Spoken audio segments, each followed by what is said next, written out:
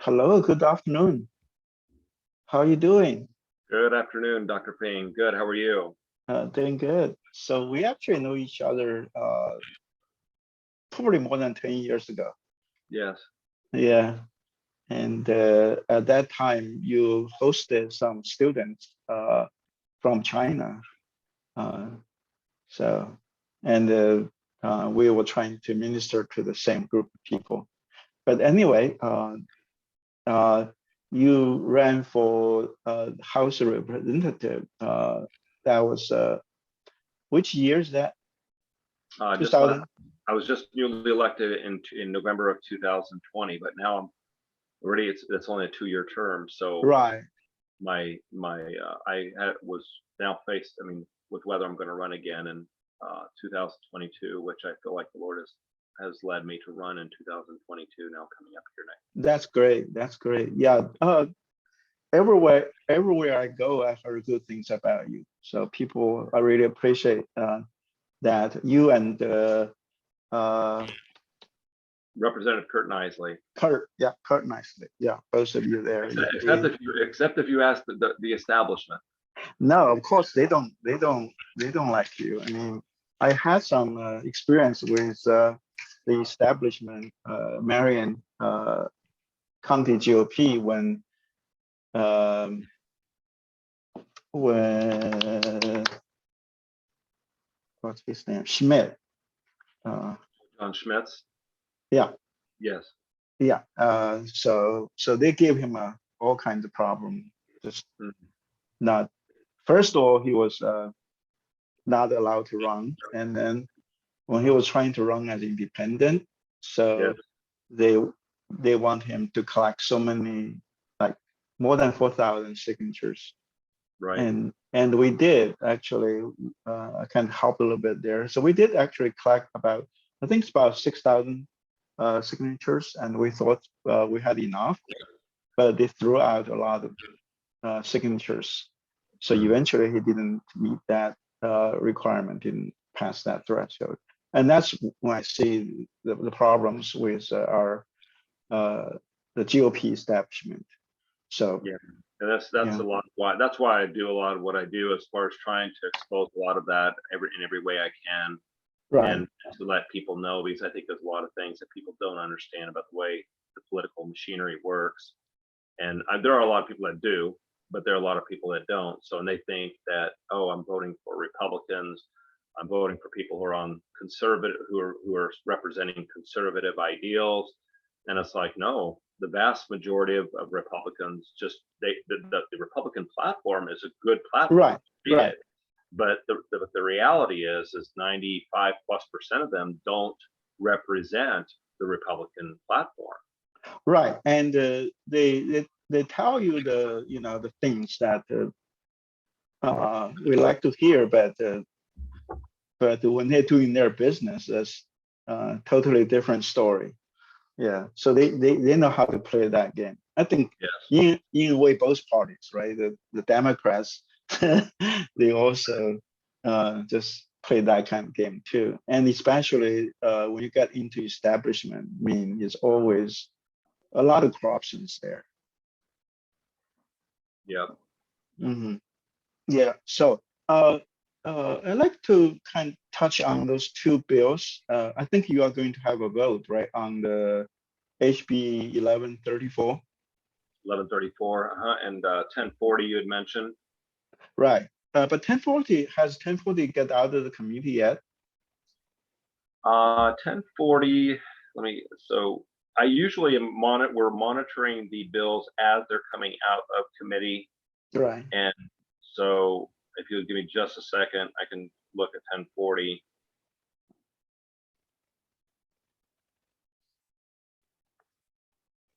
So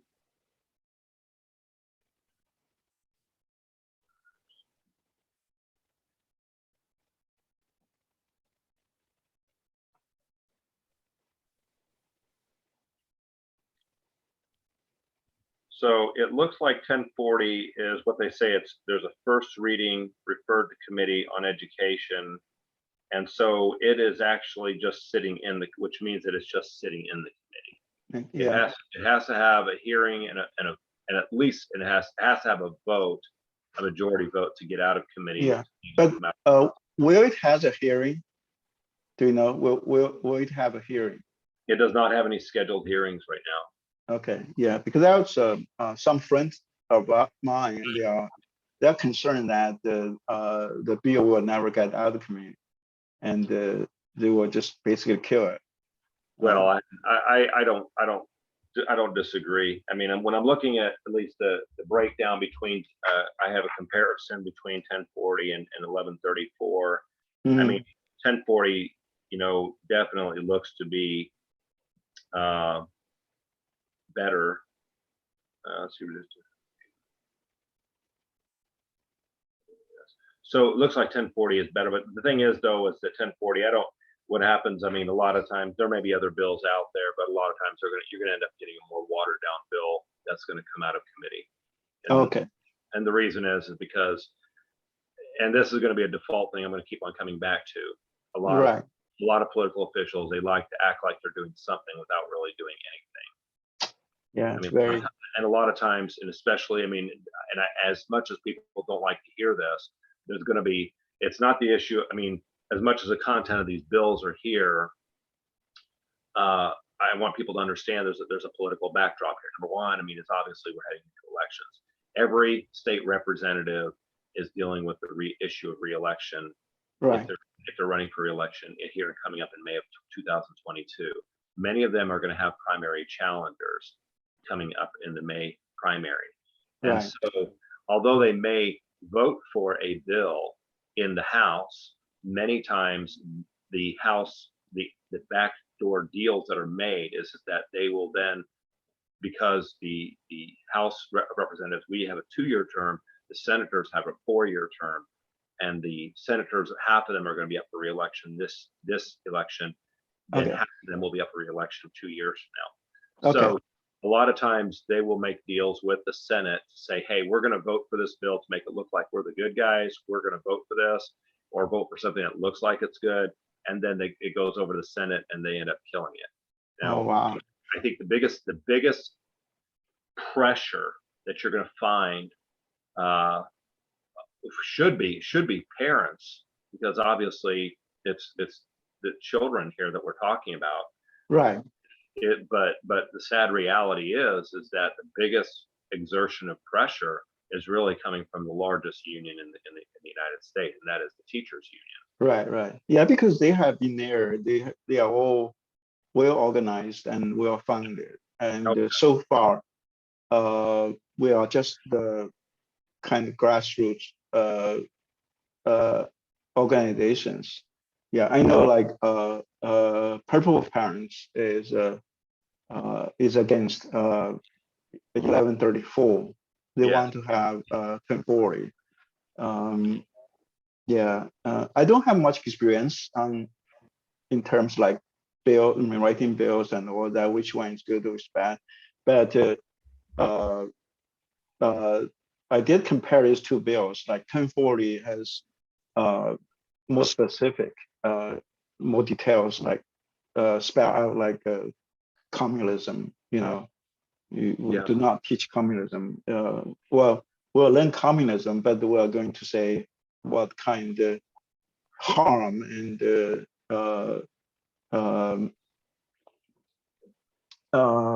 destructions that communism has done to humanity. Yes. And just look to me that 1134 is more kind of generic. It's basically just kick the ball to a committee like made of parents and educators and all that. So the committees kind of oversee the curriculum. So it sounds like it's kind of washed down legislature. Agreed. Well, Agreed. And I would say this: that there's always something that I think with laws that we always need to keep in mind is. Since I mean, and I think I've talked with you a little bit that I work for State Board of Accounts for 30 years, so I audited my background is almost 30 years as a sworn officer of the Corps auditing government. And what I've found over and over and over is as many times auditing, because there's so much government bureaucracy behind every government program. Right.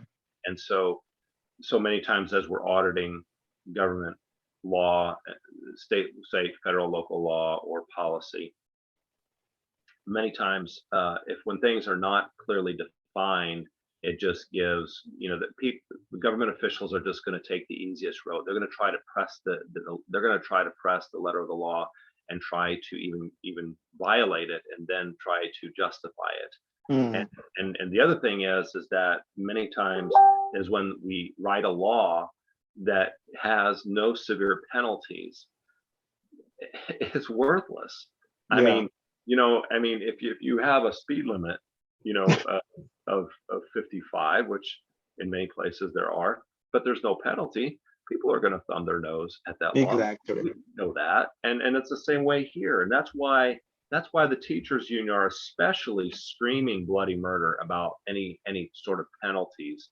Not only the content of the bill, but also the issue of the penalties, because they want to be able to teach whatever they want to teach, and they're clearly teaching socialism, if not full-blown communism, and all sorts of wicked and evil types of ideologies and philosophies in the school without being accountable. Right, exactly, and especially the pornography side of it. I mean, right. I can understand you have some political, bias or your political belief, but pornography is pornography. That, to me, that's kind of black and white. Right. And if something you cannot show to kids outside school, and you shouldn't show them inside school, this is come down to that. Right. Yeah. And I mean, I understand also as a teacher, I definitely don't want my hands to be tied on the back when I was teaching the kids. But the truth is, we have lost trust with parents. And the parents wants to know what's going on. So we need to be transparent. In what we teach in school, we need to let parents know what's going on to gain, really, to regain that trust. Right. And the issue of trust, I mean, and you just hit the nail on the head, Dr. Ping. I mean, the issue of trust, I mean, the idea of trust has different contextual definitions. So, I mean, parents are entrusting their children into the hands of other individuals. Right. My wife and I have 6 children.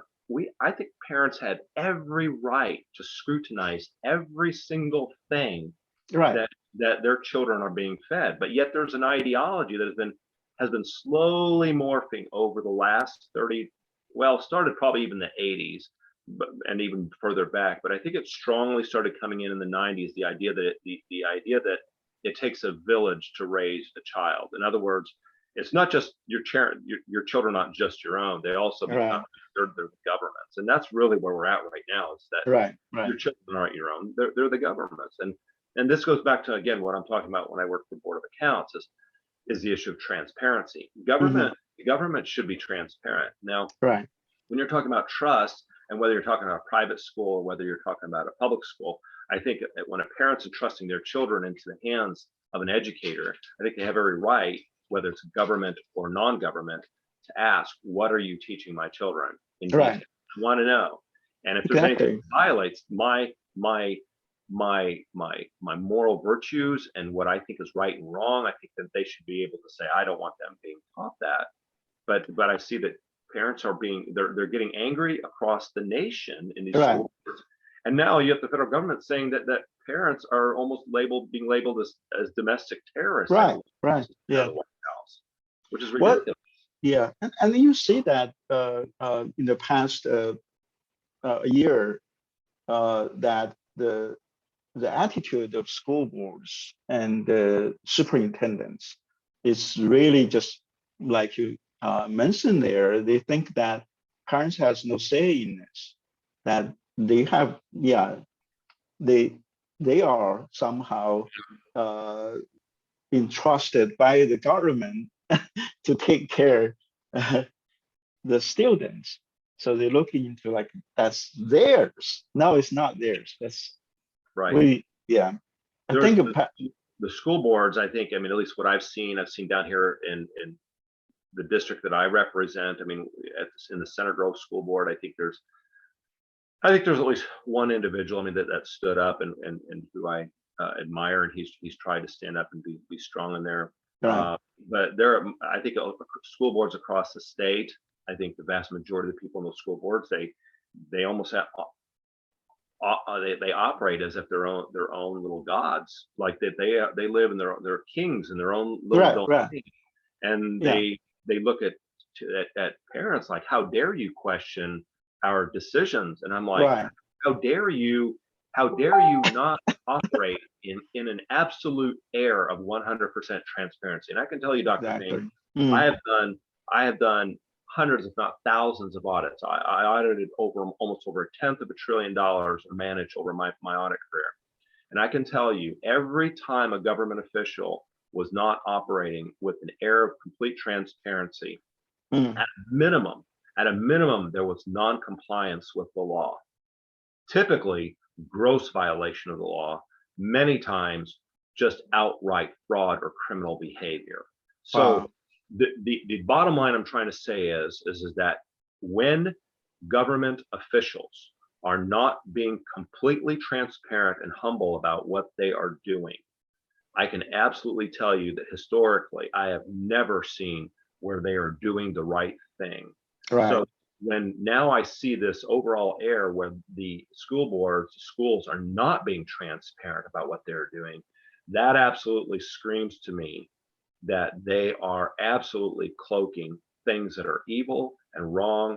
And obviously, we know some of what's going on because of what CRT and the social, that which, for yeah, your listeners that don't know, CRT, critical race theory, and right.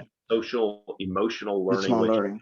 is its sister philosophy that is being also touted. Which some schools will say, well, we're not teaching critical race theory, but they are teaching social emotional learning, which does integrate critical race Right. theory in it. And the other thing is that I found as I sat in a school board meeting down within my district is that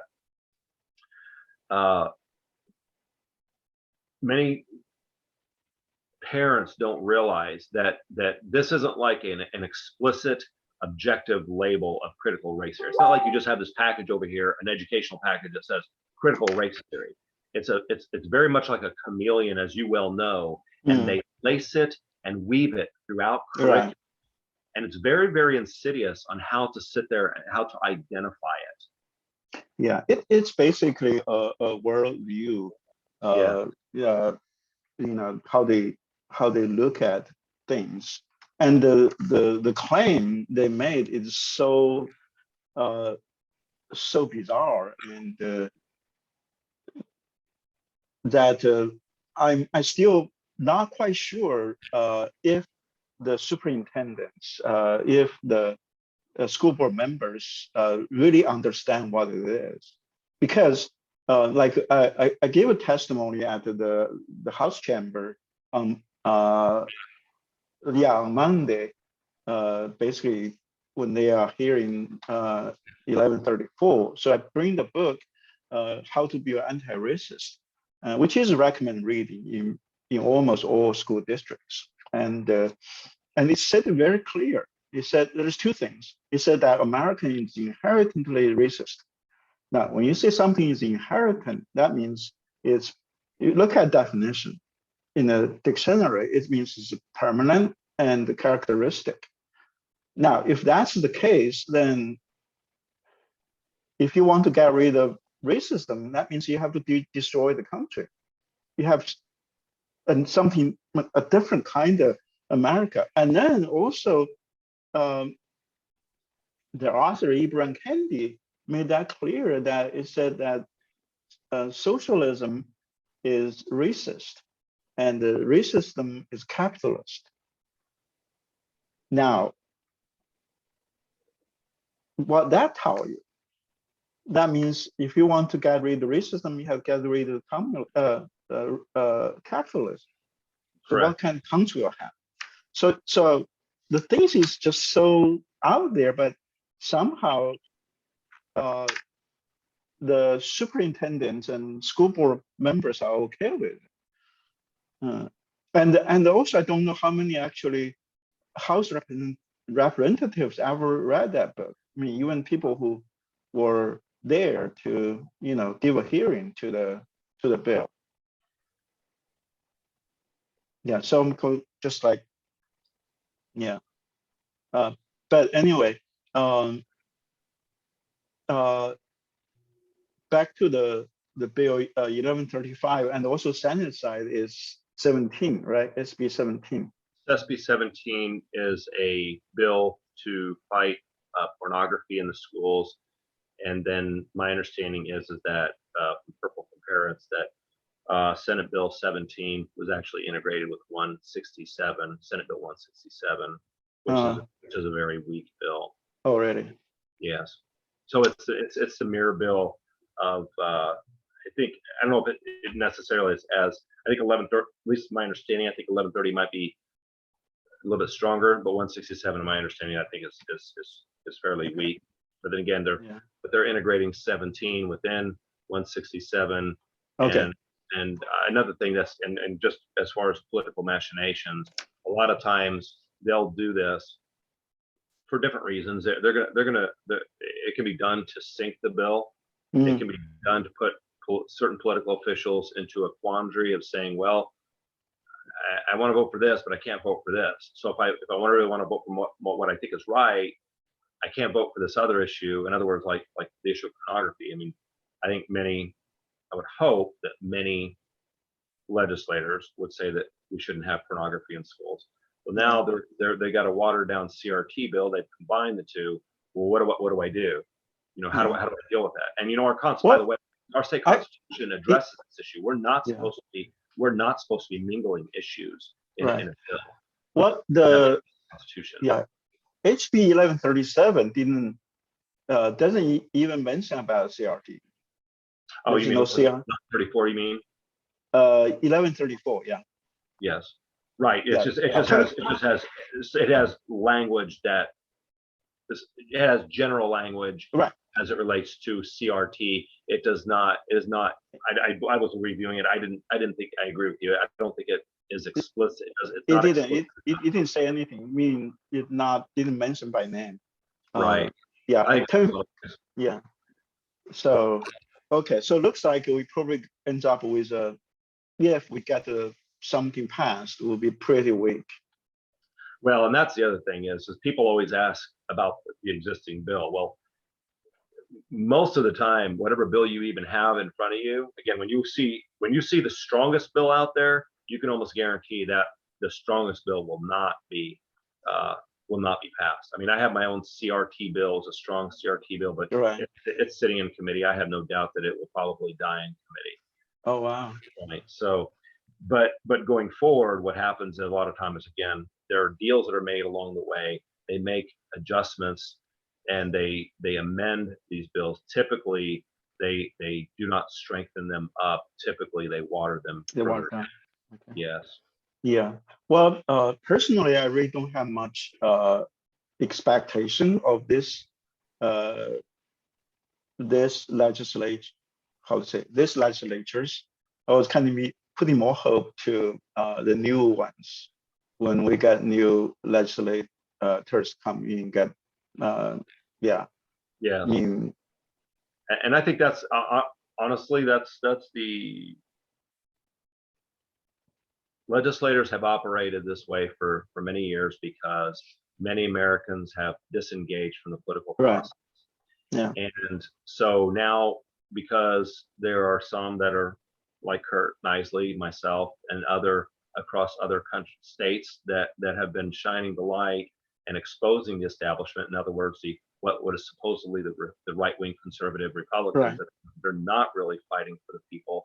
So that's why you see many liberty, constitutionally righteous-minded people running in this next election. Right. And that's really right now. I mean, I think that warning Bell has been declared Mhm. establishment, but they've essentially thumbed their nose. Right. I'm just being polite about this. I'm trying to be clear. Right. They've thumbed their nose at we the people. They've Right. said, you don't count, and we know what we're talking about. You don't. Shut up, sit down, and we're gonna do what we think is right. And usually that's in line with the lobbyists and the political Mhm. groups and the groups that have the money. And it was just like I did a speech last year, and this is where it all distills down to, Dr. Ping. Mm. I said on the House floor on a speech, I said it was a bill on abortion. Mm. It was a regulatory bill, it was regulating child murder. And I said, this bill has nothing to do with saving babies. This bill, in which it was just a despicable bill, by the way. But nonetheless, at the end of it, I just said that this bill has nothing to do with saving babies. It has everything to do with basically making the supposed pro-life Republicans look good in the Okay. elections, and to say, and it was all about elections and money. And as Wow. soon as I said that, I was declared out of order. And they said, speak to the bill, Representative Jacob. And I said, I am speaking to the bill. Right. That's what You're this talking bill, about. Right. this is what this is. This is the backdrop on this. So when you Wow. call them out, they don't like it. They get angry. Of and course. they get mad. Yeah, of course. These are the conversations we really need to be having. Right. And legislators just feel like they're above. Most legislators feel like they're above that. All right. Yeah. Well, like you mentioned, like in the past, just the way the people are not engaged, but now I think a sleepy giant is waking up. I I have hope. seen. Yeah. I Well, hope it's not too little. I hope it's not too little, too late. right. Will you be there tomorrow at the banquet? The Liberty. The declared, no, I will not be able to be there. We were wanting to, but we have a good friend that we minister with at the abortion clinics. Oh, okay. He's getting married tomorrow, so Oh, okay. we promised that we were going to be at his wedding. Yeah, I'll be there tomorrow. I think initially they were hoping to get 100 people running for office, and now they got more than 200. So That's that's correct. good. That's good news. Yeah. Yes. Yes. Right. And well, thank you so much for talking with me, and I wish you all the best. You're And welcome. definitely, you have our prayers and support. We are 100% behind you. Thank you. For your re-election. Thank you. I Yeah, appreciate I expect that it's going to be a big fight, right? it. Is they short end of it, they drew in 2 people to try to run against me. One of them has stepped out of the race. Another one potentially, I think, has said they're not going to, but now allegedly somebody else has stepped in and is running against me. Allegedly, I'd heard from various sources that the establishment, allegedly, I don't have proof of that, but was supposedly actually even offering money to people to try to run against me. Wow. And are you running on the new map? Yes, under the new redistricting map, which is going to be totally up in Marion County. Right. They've shoved me all up in Marion County, and they've taken away all of Johnson County away from me. Wow. Yeah. Well, that's just one way to show that to what extent they will go to if they don't like you. Right. They either. I did a speech on the floor during the redistricting session, and I specifically said that I was very blunt, and I said, I said everybody here knows that my district was just hacked apart, and it was a redistricting issue. It was a gerrymandering issue for me. Definitely. Yeah. And it's kind of weird how they draw that map. Oh, it was. Yeah. It's but once you understand why they do that, it makes sense. Yeah. Well, thank you so much. You're welcome, Dr. Ping. Thank you so much for having me on. Oh, definitely. Okay. Bye. All right. God bless you. Thank you.